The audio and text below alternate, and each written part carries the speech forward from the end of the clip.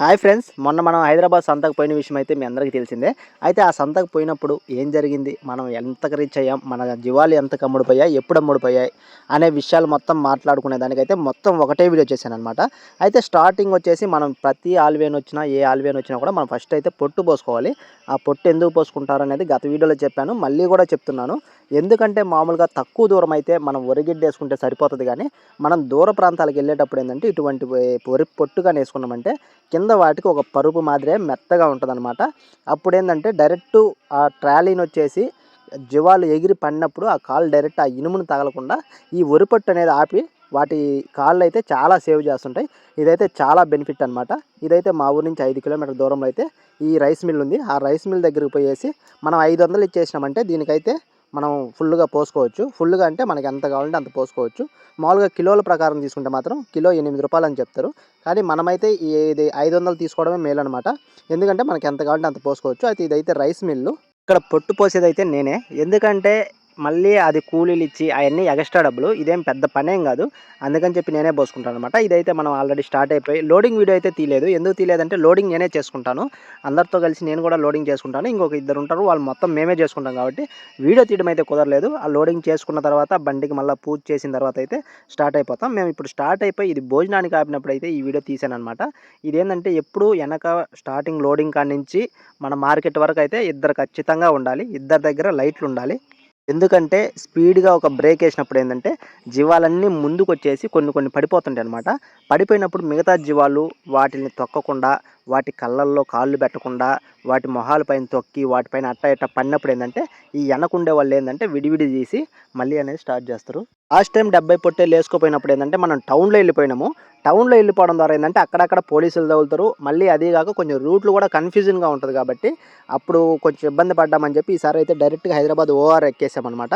Nehru outer ring road ఎక్కేసి direct Uppal దగ్గర దిగేసినామంటే మనకి చాలా ఈజీగా ఉంటుంది రూటు. అందుకని చెప్పి హైదరాబాద్ ఓఆర్ఆర్లో పోతున్నాం అనమాట ఇప్పుడైతే. అయితే మనకు వచ్చేసి బండికి బాడీకి వచ్చేసి ఈ వెహికల్ వచ్చేసి 16,500 బాడీగా. మళ్ళీ చెప్పాను కదా ఇందాక వెహికల్లో ఇద్దరు ఉండాలని చెప్పి, వాళ్ళకు వచ్చేసి ఒక్కొక్కరికి 3,000. వాళ్ళు ఏంటంటే మనల్ని ఇక్కడ లోడింగ్ కాడి నుంచి అన్లోడింగ్ చేపించి వెళ్ళిపోతారు అనమాట. అయితే ఇంక మనమైతే మార్కెట్ కాడికి వచ్చేసాము. లోడింగ్ అయితే చాలా కష్టం, కానీ అన్లోడింగ్ అయితే చాలా ఈజీ. ఎందుకంటే ఒక రెండుని కానీ మనం దించేసామంటే మిగతాటి అన్నీ ఇలాగే అవే దూకేస్తుంటాయి అనమాట. ఇంక మనం ఏమీ పెద్ద శ్రమ పడాల్సిన అవసరం లేదు. లోడింగ్ చేసేటప్పుడు మాత్రం చాలా కష్టము. ఎందుకంటే అవి ఎటువంటి పరిస్థితుల్లో కూడా మిస్ అవ్వకుండా లాస్ట్ వరకు అయితే చాలా ఉండేసేసి లోడ్ చేయాలి. అన్లోడింగ్ అయితే ఇలానే ఉంటుంది. అన్లోడింగ్ అయితే అక్కడ వచ్చేసి వాళ్ళు సేట్ తరపున మనుషులు అనమాట. వాళ్ళు ఏంటంటే మనం దించేటప్పుడే మన మొత్తం ఎన్ని జీవాలు ఉన్నాయనేది మొత్తం లెక్కేసుకుంటారు. ఆ లెక్కేసుకున్న తర్వాత నుంచి మనకి ఎటువంటి సంబంధము లేదు. ఇన్ కేసు ఒకటి మిస్ అయినా కూడా వాళ్ళైతే మనకి డబ్బులు కట్టిస్తారు. ఎందుకంటే వాళ్ళకి మనం కమిషన్ పే చేస్తున్నాం. ప్రతి లక్షకి 4,000 అయితే కమిషన్ పే చేస్తున్నాం కాబట్టి మిగతా బాధ్యతలన్నీ వాళ్ళే. అక్కడికి వచ్చేసి కొన్ని లక్షల జీవాలు వస్తాయి, వేలు కూడా కాదు, లక్షల జీవాల్లో ఒక్క జీవం మంది మిస్ కాకుండా చూసుకునే బాధ్యత అయితే వాళ్ళదే అనమాట. అయితే వాళ్ళు వచ్చేసి మనం వెళ్ళిన అంగడి వచ్చేసి ఇదే అనమాట. మనం వచ్చి సేట్ అంగడి వచ్చేసి ఇదే. మన మొత్తం వచ్చేసి 90 జీవాలు ఉన్నాయి. 48 పిల్లలు, 42 గొర్రెలు, మొత్తం 90 జీవాలు ఉన్నాయి. 90 జీవాలు కూడా వాళ్ళ అంగట్లోకి అయితే దించేసాం. ఇంకా మనకైతే జీవాల గురించి ఎటువంటి సంబంధము లేదు. ఇంకా మనం వచ్చేసి బాడీకి కావాలంటే మనం ఇవ్వాలన్నా ఇవ్వచ్చు. ఇన్ కేస్ మన దగ్గర డబ్బులు లేకపోయినా సేటే ఇచ్చేస్తాడు. మన జీవాలు ఒక్కసారి అక్కడ దగ్గర దిగిన తర్వాత మనకు 2 లక్షలు కావాలన్నా, 1 లక్ష కావాలన్నా, 3 లక్షలు కావాలన్నా మనకైతే ఇచ్చేస్తాడు. వెహికల్ బాడీకి కావచ్చు, అక్కడ వెనకాల వచ్చిన కూలోళ్ళకి కావచ్చు, వాళ్ళకైతే డబ్బులు ఇచ్చేసి పంపించవచ్చు. లేదంటే మనం కూడా వాళ్ళతో వెళ్ళొచ్చు అనమాట. అయితే వాళ్ళకి ఒక్కొక్కరికి వచ్చేసి 3,000. మనకి ఇంకా ఛార్జీ కూడా మనకేం సంబంధం లేదు, వాళ్ళే పెట్టుకొని వెళ్ళిపోతారు అనమాట. మాకైతే ఇంటికాడ నుంచి మార్కెట్కి చేరుకునే దాకా అయితే మాకైతే దాదాపుగా 30,000 ఖర్చు వస్తుంది. మాది వచ్చేసి 450 కిలోమీటర్ల నుంచి 500 కిలోమీటర్ల దూరం ఉంటుంది. మాకైతే 30 కిలోమీటర్లు ప్రతి ఒక్కదానికి. మాకు భోజనానికి అయితే ఏం కావచ్చు, లోడింగ్ మనుషులకైతే ఏం కావచ్చు, పోలీసులకైతే ఏం కావచ్చు, 30,000 అయితే ఖచ్చితంగా ఖర్చు వస్తుంది. అయితే మాకు వచ్చేసి ఇది వచ్చేసి ఆల్వేన్ ఓన్లీ డ్రాపే, మనకి మళ్ళీ రిటర్న్ ఉండదు. మనం ఓన్లీ అది దించేసి అది వెళ్ళిపోతుంది అనమాట. ఎందుకంటే మాకు నెల్లూరులో వచ్చేసి ఒక కుర్కురేలు, బిస్కెట్లు ఒక ఫ్యాక్టరీ టైప్లో ఉంది. హైదరాబాద్ నుంచి డైలీ ఇక్కడ చాలా వెహికల్స్ అయితే అక్కడికి వస్తుంటాయి అనమాట. అక్కడైతే మనకు తెలిసిన వాళ్ళు ఉన్నారు. మనకైతే పలానా టైంలో మనకు వెహికల్ కావాలి అని చెప్పగానే అయితే మనకు రీజనబుల్ రేట్లోనే అయితే వాళ్ళు మనకైతే వెహికల్ సెట్ చేస్తారు. అలా సెట్ చేస్తారు కాబట్టి మనకైతే 16,000కి, 16,500కి, 17,000కి అయితే మనకి వెహికల్స్ దొరుకుతున్నాయి. మామూలుగా అయితే 25,000 నుంచి 28,000 మేము తీసుకెళ్లే వెహికల్ వచ్చేసి అంత కాస్ట్ చెప్తారు అనమాట. యాక్చువల్గా ఏంటంటే ఇక్కడ నుంచి కానీ తీసుకెళ్తే మాకేంటంటే అది ఉండడం వల్ల దాదాపుగా 10,000 నుంచి 12,000 అయితే బాడీ తగ్గుతుంది. అయితే మన జీవాలు మొత్తం ఇవే, మీరు క్లియర్గా చూడండి. ఇంటికాడ కూడా చూపించాను. అయితే ఇంటికాడ వచ్చేసి ఒక 24 అమ్మేసామని చెప్పాం కదా, అదైతే లోడింగ్ వీడియో అయితే నేను పెట్టలేదు. అది కూడా నిదానంగా లోడింగ్ వీడియో కూడా పెడతాను. అయితే మన గొర్రెలు కావచ్చు, మన పొట్టేలు పిల్లలు కావచ్చు, మొత్తం ఇవే అనమాట. మొత్తం 90 ఉన్నాయి. అంగట్లో వచ్చేసి ఫస్ట్ దొడ్లో అయితే మనం పెట్టుకుంటే మనకు కొంచెం బాగా వ్యాపారస్తులకు కావచ్చు, లేకుంటే మటన్ షాపులకు కావచ్చు, ఎవరికైనా వచ్చిన వాళ్ళకి బాగా కనిపిస్తాయని చెప్పి మనమైతే ఫస్ట్ షాప్లోనే పెట్టాలని చెప్పి డిమాండ్ చేశాము. అందుకని చెప్పి అయితే లాస్ట్ నుంచి అయితే తీసుకొచ్చారు. మామూలుగా అయితే లాస్ట్లో అయినా, ఎందుకంటే ఇంత పెద్ద బ్యాచ్లు ఉన్నప్పుడు ఏంటంటే వెనకాల పెడతారు, ఎందుకంటే మిస్ అయ్యే అవకాశం ఉందని. అయితే మేమైతే ఒప్పుకోలేదు, ఎందుకంటే లాస్ట్ టైం కూడా అట్లనే పెట్టి కొంచెం డిమాండ్ తక్కువ ఉండడంతో అయితే అవి తర్వాత రోజు నిలబడిపోయినాయి. అలా అయితే వద్దు, మాకైతే ఫస్ట్ దొడ్లోనే పెట్టండి, లేకుంటే మేము రిటర్న్ అయిన తీసుకెళ్తాం కానీ అని చెప్పేసరికి వాళ్ళైతే ఫస్ట్ దొడ్లో అయితే పెట్టారు. యాక్చువల్గా అయితే ఫస్ట్ దొడ్లో వచ్చేసి 10-20 ఉండే జీవాలను అయితే ఫస్ట్లో స్టార్ట్ చేస్తారు. ఎక్కువ జీవాలు ఉండేటివన్నీ లాట్లు వచ్చేసి పెద్ద లాట్లన్నీ లాస్ట్లో పెడతారు అనమాట. మేమైతే ఫస్ట్లోనే పెట్టాలని డిమాండ్ చేసాము. ఇంకా వాళ్ళు ఖచ్చితంగా ఫస్ట్లోనే పెట్టారనమాట. మేమైతే అక్కడికి చేరుకునేసరికి అయితే 3:50 అయిపోయింది. 3:50 అయిపోతేనే మాకు టీలు అవన్నీ వాళ్ళే తెచ్చిస్తారనమాట, మనకేం సంబంధం లేదు. అయితే మనం తోలం ధరకే మన దగ్గరికి అయితే బేరగాళ్ళు అయితే వచ్చేసి చెక్ చేసుకుంటున్నారు. వాళ్ళు చెక్ చేసుకున్న తర్వాత వాళ్ళకు 1 కావాలా, 2 కావాలా, 3 కావాలా, లేదంటే 90 కావాలనేది వాళ్ళ ఇష్టం. ఎన్నైనా తీసుకొని బయటకు అయితే తోలుకుంటారు అనమాట. సేట్ అయితే వాటి రేటు చెప్పినారనమాట. రేటు చెప్పిన తర్వాత పలానా ఇన్ని పోతున్నాయి రాసుకోమని చెప్తాడు. రాసుకోమని చెప్తే మనకే ఓకే అయితే వదిలేస్తాం, లేకపోతే ఇది రేటుకి అయితే రావు అని చెప్పేసి వెనక్కు తోలమంటే అయితే వెనక్కు తోలుతారు. అయితే మీరు చూడొచ్చు, ఆ విధంగా ఒక్కొక్కటి పట్టుకొచ్చుకుంటారు అనమాట, ఏది నచ్చితే అది. అయితే మన దానికి వచ్చేసి ఫస్ట్ వచ్చిన వాళ్ళే వచ్చేసి మన దాంట్లో ఉన్న 30 పిల్లలు అయితే బయటికి తోలుకునేసి 30 పిల్లలకి బేరం చెప్పమన్నారు. అయితే మొన్న మాత్రం హైదరాబాద్లో నేను చూసింది ఏంటంటే, ఓవరాల్గా నేను దాదాపుగా 10-15 సేట్ల దగ్గర తిరిగాను. వాళ్ళందరి దగ్గర కూడా ఫస్ట్ పోయింది ఏంటంటే, ఒక 15 కేజీలు 10 కేజీలు పొట్టేడు పిల్లలు, కొదం పిల్లలు. ఓన్లీ మన ఒంగోలు, మన నెల్లూరు జుడిపిలో పొట్టెళ్ళు, ఈ కొదం పిల్లలు అయితే ఫస్ట్ డిమాండ్ ఫస్ట్ అటెంప్ట్లోనే పోయినాయి అనమాట.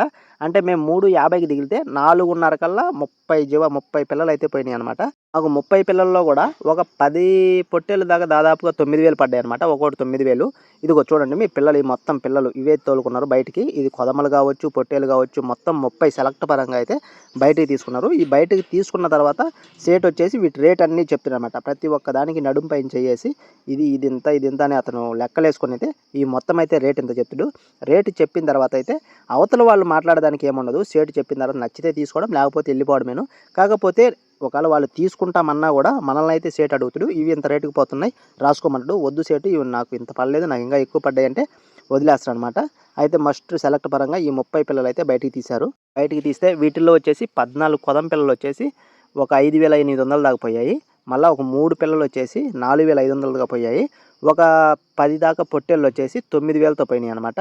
అయితే మన సేటు దగ్గరికి ఈరోజు వచ్చే బేరాల్లో అయితే ఫస్ట్ వచ్చిన బ్యాచ్ అయితే మంది అనమాట. అయితే మన జీవాలు కూడా ఎక్సలెంట్గా ఉండడంతో అయితే వచ్చిన బేరగాళ్ళం ప్రతి ఒక్కరూ అయితే మన జీవాల కాడికి అయితే వస్తున్నారు. అయితే నేను గతంలో చెప్పాను, షార్ట్ వీడియో చేసి చెప్పాను, దాదాపుగా 3:50కి మనం లోడ్ దించితే 8:30 కల్లా మొత్తం ఒక్క జీవం లేకుండా మొత్తం అమ్ముడిపోయినాయి అనమాట. ఇది చూడండి, మీరు ఇలా రేట్ ఇలా చెప్తారనమాట. ప్రతి ఒక్కరూ ఎవరికి ఏం కావాలో పట్టుకుంటారు. పట్టుకున్న తర్వాత అదో సేట వచ్చేసి అలా నడుం పైన చెయ్యేసి ఇది ఇన్ని కేజీలు అవుతుంది, ఇది ఇన్ని కేజీలు అవుతుంది, ఇది ఇన్ని కేజీలు అవుతుంది అని మొత్తం క్యాలిక్యులేట్ చెప్పేసి వాళ్ళకైతే రేట్లు చెప్తాడు.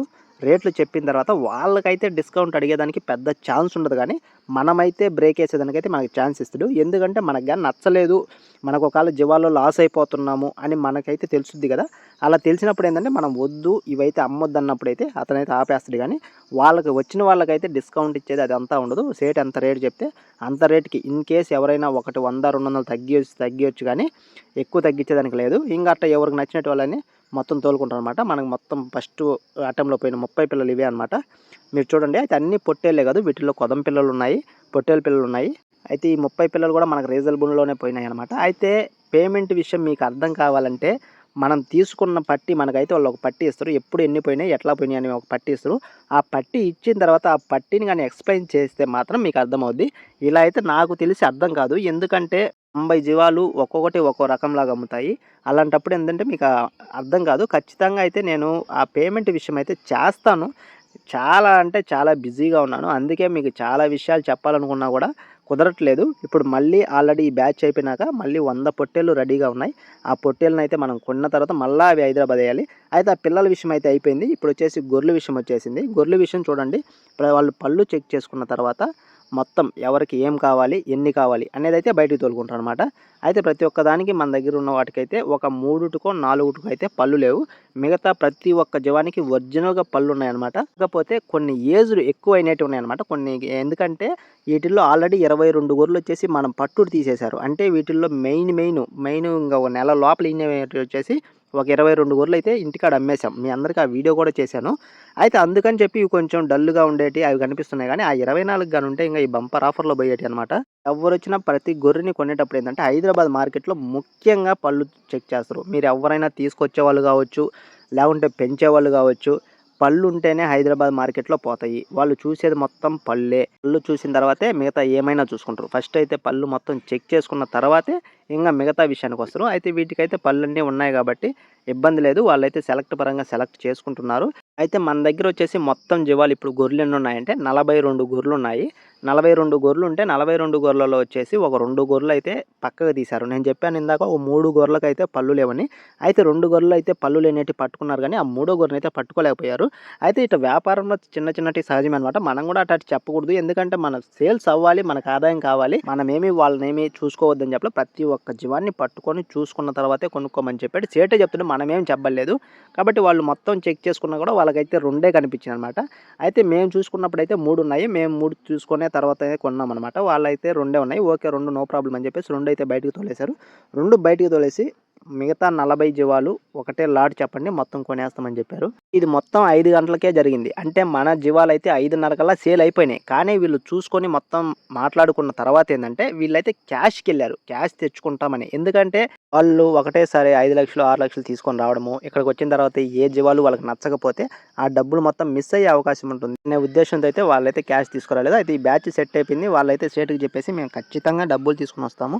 మీరైతే ఎవరికి అమ్మొద్దని చెప్పారు. అయితే సేటు అయితే అట్లా ఏముండదు. ఎవరొచ్చినా మేము అమ్మేస్తాం. మీరు ఫాస్ట్‌గా వస్తేనని చెప్పేసరికి వాళ్ళైతే 8:30కి వచ్చారు. 8:30 దాకా మనమైతే వెయిట్ చేసి మన క్యాష్ మొత్తం సెటిల్మెంట్ చేసుకొని అయితే బయలుదేరుతామనమాట. గొర్రెలైతే జత 17,500 పోయినాయి. అయితే మనం మొత్తం ఎంతటికి కొన్నాము, ఇక్కడ ఎళ్ళడం ద్వారా మనకి ఎంతొచ్చిందనేది మళ్ళీ వీడియో చేస్తాను. అయితే మీరు ఖచ్చితంగా లైక్ చేసి ఎళ్ళండి.